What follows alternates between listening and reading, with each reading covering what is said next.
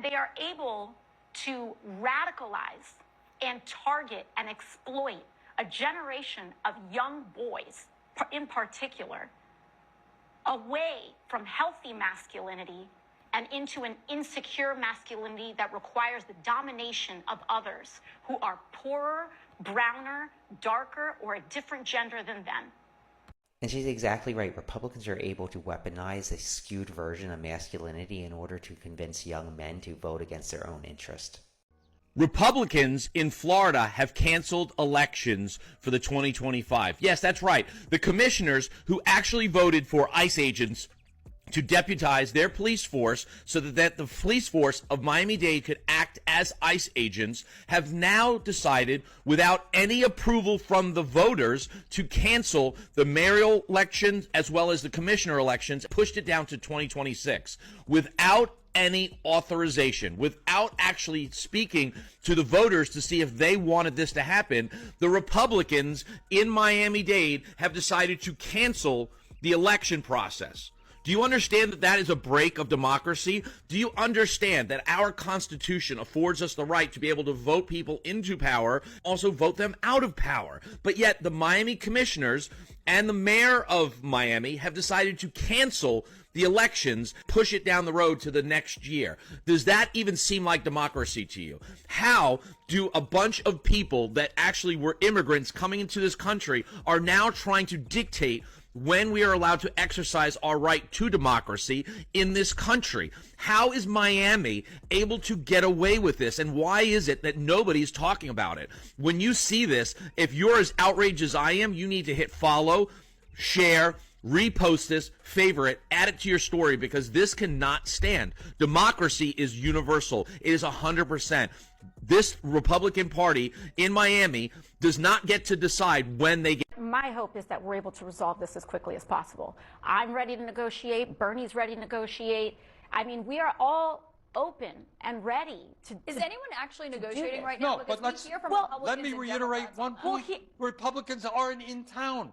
How do you negotiate with people who refuse even to show up to do their job? They're on vacation for what, a month now? Yes. House Republicans have been on vacation for over. But the Republican senators are here, and House Speaker Mike Johnson, we've had him on. He said, we've done our job. We passed the clean CR in the House. It's now up to the Senate to make these negotiations. They need to pick up a phone, Caitlin. They need to pick up a phone. They're saying that they're doing all this work. They are twiddling their thumbs and talking to each other. It is actually an unconscionable abdication and refusal to work. They refuse. I've never seen people who hate working so much in my life. I mean, genuinely, they won't even pick up the phone. They won't. If I were Mike Johnson, you should be in that office negotiating with Hakeem Jeffries every damn day until we reopen this government. And any day that you don't do that is a failure. It is a failure. And until there is accountability for people who refuse to work, then we're going to continue to be in this cycle. So, you know, in the Senate, the Senate Majority Leader is John Thune. He should be negotiating with Chuck Schumer.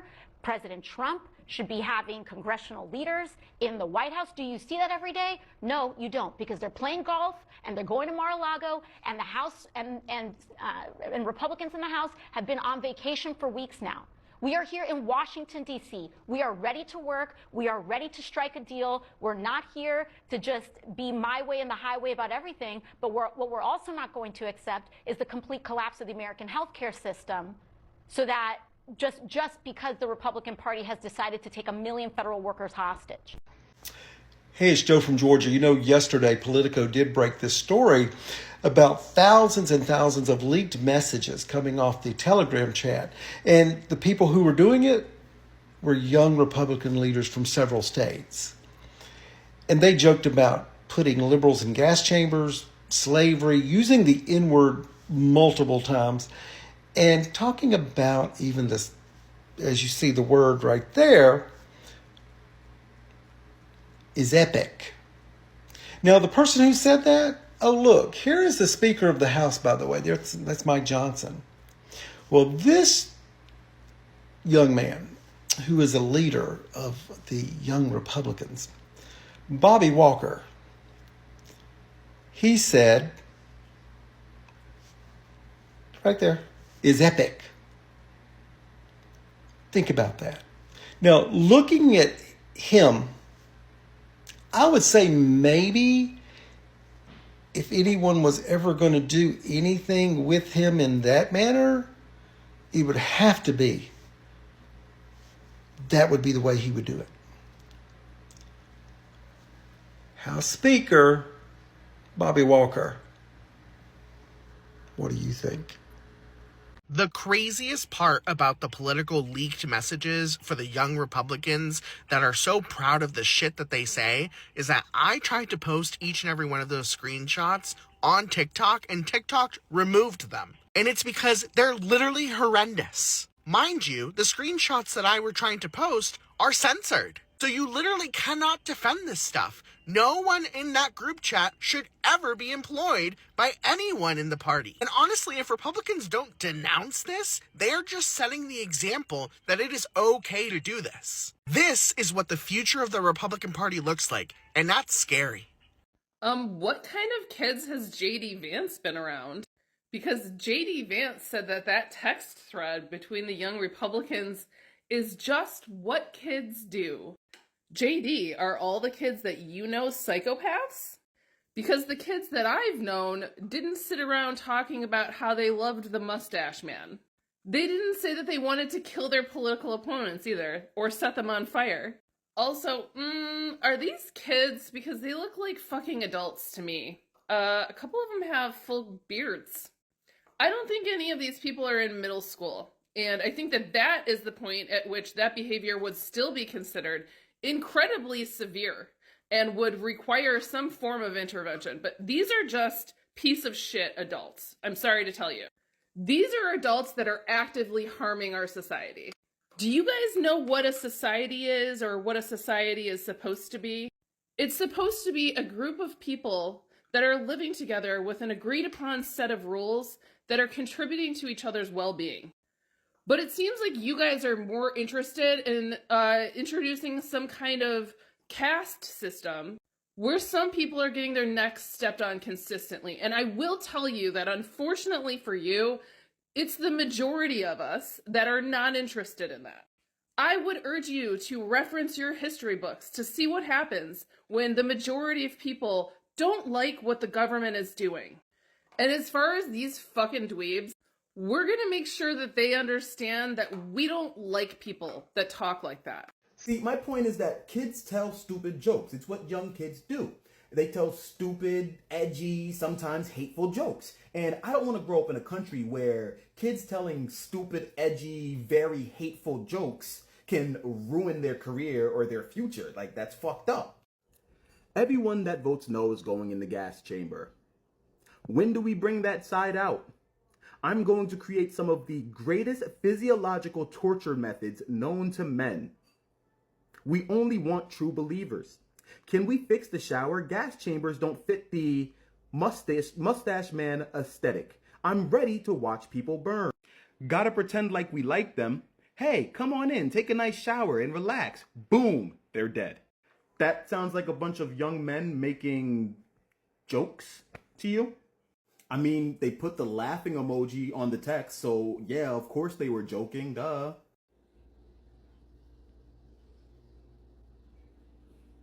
We need help. Racist things are Republicans doing now? Well, buckle up, it's been a busy 24 hours. Let's start off with the official Department of Homeland Security X account posting re-immigrate. And now you may be thinking, one, what is re-immigration? And two, have I heard this before? If you're thinking you've heard this before, you would be right, because in September of 2024, Donald Trump posted this. You can pause to read the whole thing. I'm just starting here. Will return Kamala's illegal migrants to their home countries, also known as re-immigration. Simplest explanation, re-immigration that we know modern day today is a European far-right idea of mass deporting non-white immigrants and their descendants to their, quote, place of racial ancestry. Though some proponents say, well, we can keep the non-Europeans in our country if they've fully assimilated to European culture. Philippa Dorff, and I may be butchering that, who is an academic at the Institute for Political Science and Sociology at the University of Bonn in Germany, traced AfD, which is the far-right party in Germany, their re-immigration agenda in 2021 and explained that, quote, the term has been used within nationalist circles for some time. And this idea has really spread just beyond Germany in Europe. Let's keep that in mind with what the Department of Homeland Security is actually advocating for here on X. But we don't have to stretch our mind too far to see how the U.S. government is actually going to do this. In May of this year, the State Department announced that it was looking to create an Office of Re-Immigration. And just yesterday, it was reported that Trump is considering overhauling our refugee system to favor white people. To overhaul our U.S. refugee system, giving preference to English speakers, white South Africans, and Europeans who oppose migration. The concept of Europeans who oppose migration in Europe immigrating to the United States is just comical. When Republicans talk about people, quote, taking advantage of our refugee system, now they suddenly want to expand it to white people who are, quote, being persecuted because they oppose migration in their countries. They are not being persecuted. Moving on to item number 2, Mike Davis, formerly a clerk for Supreme Court Justice Neil Gorsuch. Just as the Supreme Court appears to be in position to gut the Voting Rights Act, Mike Davis tweeted this about, he called him George Soros's house slave. That really doesn't need any more reading into. All right, number 3, Angela Olaya, who is a staffer for Republican House member Dave Taylor, was caught on camera in Dave Taylor's congressional office with a flag here, and I don't even think I'm allowed to show this on TikTok, but there is a Yahtzee symbol, the most famous Yahtzee symbol, on this flag behind my head in the representative's congressional office. Here, just for the record, is Dave Taylor with Donald Trump. Capitol Police have been called to investigate the situation. And last but certainly not least, the Politico article that came out yesterday detailing how they keep calling them young Republicans, and while that is an official group, but there are not geriatric members of Republican members and politicians' staff in Kansas, New York, Nevada, in this group chat, where they are saying things like, I love Hitler, and that grape is epic. Kansas Young Republicans Vice Chair William Hendricks used the N-word in various different forms. As Bobby Walker, the Vice Chair of the New York State Young Republicans, who referred to grape as epic. Peter Giunta, who at the time was the Vice Chair of the same organization, wrote in a message sent in June that, quote, everyone that votes no is going to the gas chamber. Here's just some text messages at how much they really thought this out. One of the members in the group chat does work in the Trump administration, Michael Bartels, who, according to his LinkedIn, serves as senior advisor in the Office of General Counsel within the U.S. Small Business Administration. He was in the chat. He isn't quoted in the article, didn't have much to say in the chat, but also didn't push back on all of the crazy things that were being said. And this far-right white nationalist ideology is embedded so deeply in them that when they were, I don't know, in a hotel room, they said, guess what room? Someone responded, 1488, because 1488 is a white supremacist slogan. 14 is the number of words in their slogan, H is the 8th letter of the alphabet, and 88 is often shorthand for hail that guy. Just because, like, J.D. Vance keeps saying, these were college kids. This is Peter Giunta. And this is William Hendricks. There were a lot of people in these group chats ranging from 18 to 40, with most of the ones actively participating being in their 30s and working in GOP offices and positions. These are not children. But if you'd like to see the rest of some of their faces, here they are, and you can also see what they were saying. Feel free to pause to read. But I guess that wraps up this episode of What Racist Things Are Republicans Doing Today. And 2, the inflation that we're all suffering from. Gasoline or gas, groceries, mortgage rates, things like that. The actual things that are affecting people every day are not getting the attention of Donald Trump and his administration and the Republicans in Congress. And he said, well, what do you mean the Epstein files? They already released that. And I said, there have been pieces of the Epstein files that have been released, but ultimately, no, we don't have the grand jury testimony from the witnesses and the victims and things like that. That has not been released. And he asked me, he said, well, why would I think that it's been released if it hasn't? I said, well, it just depends on where you're getting your information from. Because if you do watch places, Newsmax, OAN, Fox News, you will be given the impression that this is just a waste of time, because what is going to be released has nothing to do with what Donald Trump may have been involved with Jeffrey Epstein.